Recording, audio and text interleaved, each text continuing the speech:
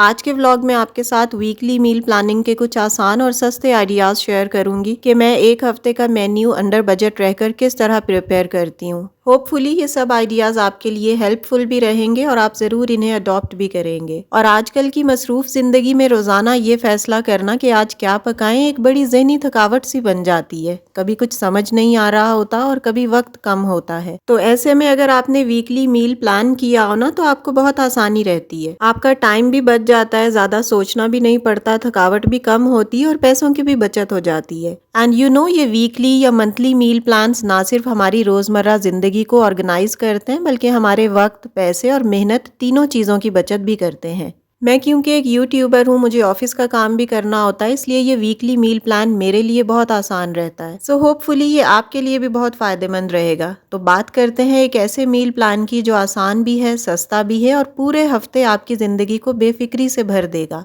So let's start our today's vlog. अस्सलामुअलैकुम everyone, this is Sana. कैसे हैं आप सब? होपफुली आप सब ठीक ठाक होंगे। अल्लाह के करम से मैं भी खैरियत से हूँ।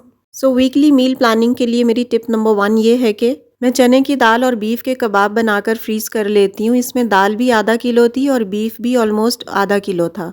अच्छा, मैं क्योंकि प्रेशर कुकर यूज़ नहीं करती तो मैंने बीफ को पहले गलाने के लिए रख दिया था। सारी चीज़ें मैंने इसमें साबुत डाल दी थी, प्याज, लहसुन और अदरक, हरी मिर्चें भी डाल दी थी और कुछ खड़े मसाले ऐड कर दिए थे। जब गोश्त हाफ कुक हो गया तो मैंने इसमें दाल डाल दी थी और ये मसाला इतना सॉफ्ट हो जाता है कि इसे पतीली के अंदर ही मैं कूट लेती हूँ। ग्राइंड करने या चॉपर यूज़ करने की भी बिल्कुल कोई ज़रूरत नहीं रहती। अभी आप देखिएगा कितने अच्छे कबाब बन के रेडी होते हैं। तो यहाँ पर मसाला बिल्कुल परफेक्ट रेडी हो गया था और मैंने 1 बाय 1 कबाब बना लिए थे। अगर आपका ये मसाला इन केस थोड़ा ढीला हो गया हो ना, यानी कबाब थोड़े लूज से हो, तो आप इसमें ब्लैक चने भुने हुए पीस कर ना उनका पाउडर ऐड कर दें। उससे टेस्ट भी अच्छा रहेगा और कबाब सख्त हो जाएंगे।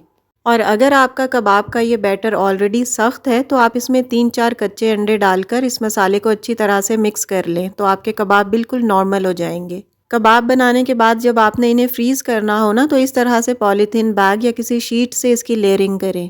इस तरह से फ्रीज़ करने के बाद आपके कबाब ना तो टूटेंगे ना ही आपस में जुड़ेंगे। ओवरनाइट इन्हें फ्रीज़ करने के लिए रख दें और नेक्स्ट डे आप इन्हें 1 बाय 1 निकाल कर ना किसी भी शॉपर में डालकर रख दें। इनका टेक्सचर भी ख़राब नहीं होगा और ये जुड़ेंगे भी नहीं। आराम से आप 1 हफ्ते, 10 दिन या 15 दिन के लिए इन्हें फ्रीज़ कर सकते हैं। कोई मेहमान आ जाए बच्चों के लंच बॉक्स के लिए, या जब आपका कुकिंग का दिल ना कर रहा हो, आपके पास टाइम शॉर्ट हो, तब आप इन्हें निकाल कर आराम से फ्राई करें और यूज़ करें। अच्छा, ये कबाब मैंने अंडे के बगैर ही फ्राई किए थे, जस्ट फ्रीज़र से निकाले और फ्राई कर लिए। और ये जो मैं अभी आपको दिखा रही हूँ ना, ये मैंने अंडे के अंदर डिप करके फ्राई किए थे। दोनों मेथड आप यूज़ कर सकते हैं। ये मैं अपनी बच्चियों के बन कबाब के लिए फ्राई कर रही हूँ। उनको खाना पसंद नहीं आ रहा था तो मैं बर्गर पैड्स नीचे से ले आई थी और ये लगाकर ना उन्हें बन कबाब बनाकर दे देती हूँ, तो वो आसानी से खा लेती हैं और ये एक हेल्दी ऑप्शन है। और ये वीकली मील प्लानिंग का एक सस्ता और आसान तरीका भी है जिसे हम आसानी से फॉलो कर सकते हैं। Now moving to the second tip. मैं अक्सर सीजनल वेजिटेबल्स एक हफ्ते के लिए ले आती हूँ और उन्हें धोकर, काट कर, ड्राई करने के बाद ना जिप लॉक बैग्स में डालकर इस तरह फ्रीज कर लेती हूँ। और इस बॉक्स में मैंने माश की दाल बॉईल करके रखी है। जब मेरे पास टाइम नहीं होगा या मेरे पास काम बहुत ज़्यादा होगा तब मैं ये दाल निकाल कर फ्राई कर लूँगी। इसके अलावा मैंने गाजर, शिमला मिर्च और पालक भी बारीक काट कर रख दी है। पिछले दिनों टमाटर बहुत महंगे थे तो अब मैंने टमाटर भी लेकर उन्हें फ्रीज कर दिया है। इस्लामाबाद में तो 500 रुपये किलो थे और अब ज़रा कम हुए हैं, अब 200 या 150 रुपये किलो हैं।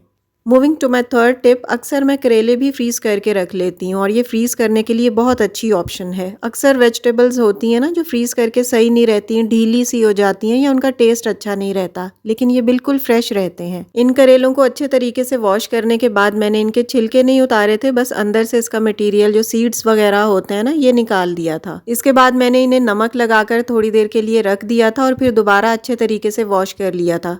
नमक लगाकर 2 घंटे स्टे के बाद जब हम इन्हें अच्छे तरीके से वॉश करते हैं ना तो इन करेलों की सारी करवाहट निकल जाती है। अच्छा, ये जो कटे हुए करेले आपको नज़र आ रहे हैं इन्हें मैं अभी फ्राई करूंगी और फ्रीज कर दूंगी। और ये जो आपको साबुत फॉर्म में नज़र आ रहे हैं ना, इनके अंदर मैं ये कीमा फिल करूंगी और इनको धागे से लपेट कर फ्रीज कर दूंगी। और कीमा फिलिंग करने के बाद मैंने डायरेक्ट इन्हें फ्रीज नहीं किया था बल्कि पहले फ्राई किया था। फ्राई किया, इन्हें ठंडा किया और बाद में मैंने इन्हें फ्रीज कर दिया था। 1 हफ्ते के लिए ये बहुत बेस्ट रहते हैं, बहुत अच्छे रहते हैं।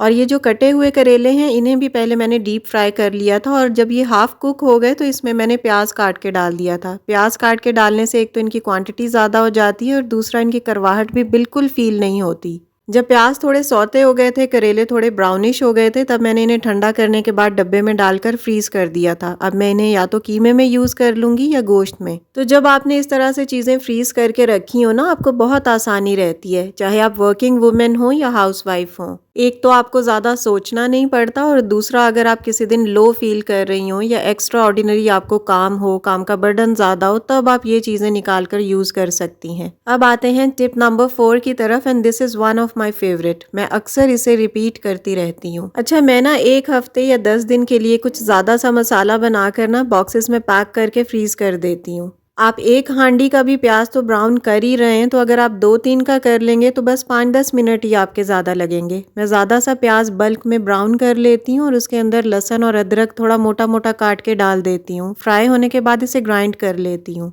इन द सेम वे टमाटर भी मैं थोड़े ज़्यादा क्वांटिटी में और थोड़े मोटे काट कर ना इस मसाले में ऐड कर देती हूँ। ये सब चीज़ें मैंने इतनी बड़ी बड़ी मोटी मोटी इसलिए काटी हैं क्योंकि एट लास्ट मैंने इस मसाले को ग्राइंड ही करना है, तो ये मैं चाहे जितनी भी बड़ी काट लेती। अच्छा, इस मसाले के अंदर ना मैंने सारी नॉर्मल सिजलिंग भी ऐड कर दी है जो हम सब्जियों और दालों में यूज़ करते हैं, लाइक नमक, मिर्चें, ज़ीरा, धनिया, हल्दी वगैरह। एंड बी केयरफुल, जब आप इस मसाले को ग्राइंड करें ना तो मसाला ठंडा होना चाहिए। गरम गरम बिल्कुल भी ग्राइंड ना किया करें, इससे आपकी मशीन को भी नुकसान हो सकता है। तो मेरा मसाला ठंडा हो गया था, मैंने इसे ग्राइंड कर लिया था। हल्का हल्का सा ये गरम था, इतने गरम की खैर है। अब आप बॉक्सेस लें, डिस्पोजेबल ले लें या जो भी आपके पास डब्बे मौजूद हैं उसमें आप डालें, और इसके ऊपर ना लिख कर लगा लें आपको किस पर्पज़ के लिए ये मसाला फ्रीज़ करना है। इस मसाले में मैंने वही सिजलिंग यूज़ की है जो तकरीबन हर सब्ज़ी और हर दाल में यूज़ की जाती है। जितनी आपकी सालन की क्वांटिटी होती है ना, हांडी की क्वांटिटी, उस हिसाब से आप ये मसाला डब्बे में डालकर फ्रीज़ कर लें।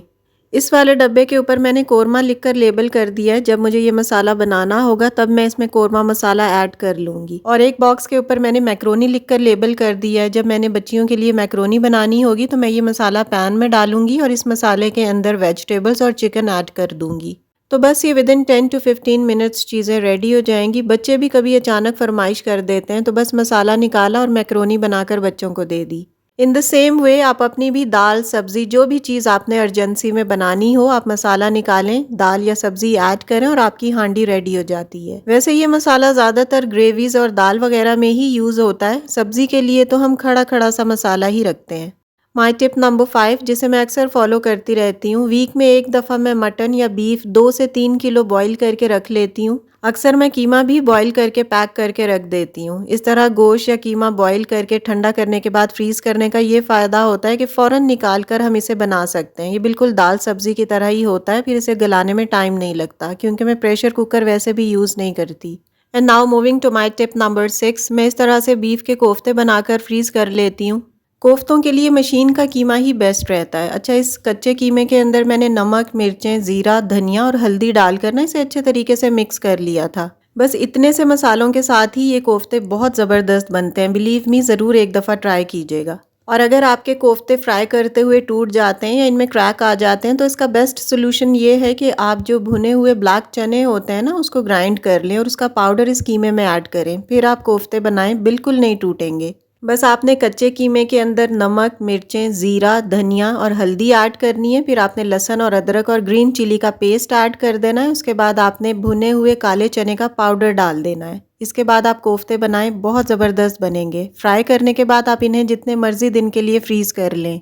अच्छा, यहाँ आपके साथ एक ज़बरदस्त एक्सपीरियंस अपना शेयर कर रही हूँ। आपको कोफ्ते फ्राई करने की ज़रूरत नहीं है। मैंने ऐसे ही कच्चे कोफ्ते फ्रीज़ कर दिए थे और फ्रीज़र से निकाल कर डायरेक्ट मैंने इस ग्रेवी में डाल दिए थे, यानी विदाउट फ्राइंग, बस डायरेक्ट फ्रीज़र से निकाल कर इस शोरबे के अंदर कोफ्ते डालने से ही बहुत ज़बरदस्त रेडी होते हैं। एक दफ़ा इस तरह आप ज़रूर एक्सपीरियंस करके देखें। आपको फ्राई भी नहीं करने पड़ेंगे और आपका ऑयल भी कंज्यूम नहीं होगा। और ये जो ग्रेवी आपको नज़र आ रही है, ये मैंने फ्रेश नहीं बनाई, फ्रीज़ किया हुआ डब्बा मैंने निकाला था, डायरेक्ट इस पैन में डाला और कोफ्ते डाल दिए, तो ये कितनी जल्दी मेरा खाना रेडी हो गया है। अब आते हैं अपने टिप नंबर 7 की तरफ, जो बहुत सिंपल येट प्रैक्टिकल है और इससे आपकी लाइफ बहुत ईजी हो जाती है। मैं लहसुन, अदरक और ग्रीन चिली ना 1 हफ्ते 10 दिन या मैक्सिमम 15 दिन के लिए ले आती हूँ। इन्हें छील कर और अच्छे तरीके से वॉश करने के बाद ना मैं इन तीनों चीज़ों को एक साथ ही ग्राइंड कर लेती हूँ। क्योंकि मेरे सभी खानों में ये तीनों चीज़ें जाती हैं, तो अलग अलग डब्बों में भर के रखने की ज़रूरत नहीं है। तीनों चीज़ों को मैं एक ही जार में फिल करके रख देती हूँ। अच्छा, मैं ये शीशे वाले ग्राइंडर में ही इसे ग्राइंड कर लेती हूँ। अगर आपका प्लास्टिक का है तब आप ये नहीं ग्राइंड कर सकते, क्योंकि प्लास्टिक में बहुत स्मेल आ जाती है और जब आप कोई और चीज़ इसमें बनाते हैं ना, जैसे मिल्क शेक वगैरह, तो उसमें भी इसकी स्मेल रह जाएगी। शीशे के जार में इसकी स्मेल नहीं आती। अच्छा, लहसुन, अदरक और ग्रीन चिली के इस पेस्ट को ज़्यादा फ्रेश रखने के लिए ना आप इसमें 2 चम्मच कुकिंग ऑयल ऐड कर सकते हैं और छोटा सा नारियल का टुकड़ा डालकर इसे ग्राइंड कर लें, तो ये काफ़ी दिन के लिए ताज़ा रहता है। मैं तो बस 1 हफ्ते या मैक्सिमम 10 दिन के लिए बनाती हूँ। इससे ज़्यादा अगर चीज़ें फ्रीज़ करें ना तो उनके न्यूट्रिएंट्स ज़ाया हो जाते हैं। Moving to my tip number 8, जब भी मुझे वीकली मील प्लान करना होता है ना तो मैं मटर भी अक्सर छील कर रख देती हूँ। इससे बड़ी आसानी होती है। लेकिन आई थिंक आजकल मटर कुछ महंगे हैं। इस्लामाबाद में तो 400 रुपये किलो हैं, तो मैं कम क्वांटिटी में ही लेकर आई थी। जब सस्ते होते हैं ना तब हम ज़्यादा लाकर इन्हें बल्क में फ्रीज़ कर सकते हैं। सो होपफुली आज की वीडियो किचन के हवाले से आपके लिए बेनिफिशियल होगी। अगर कोई पॉइंट आपने लर्न किया हो, वीडियो अच्छी लगी हो, तो प्लीज़ वीडियो को लाइक और शेयर कीजिएगा। And yes, if you are new on my channel, please do subscribe. See you very soon with the brand new content in the next video इंशाल्लाह। Till then, stay happy, stay fit and take very good care of yourself. अल्लाह हाफिज़, keep smiling and take care a lot.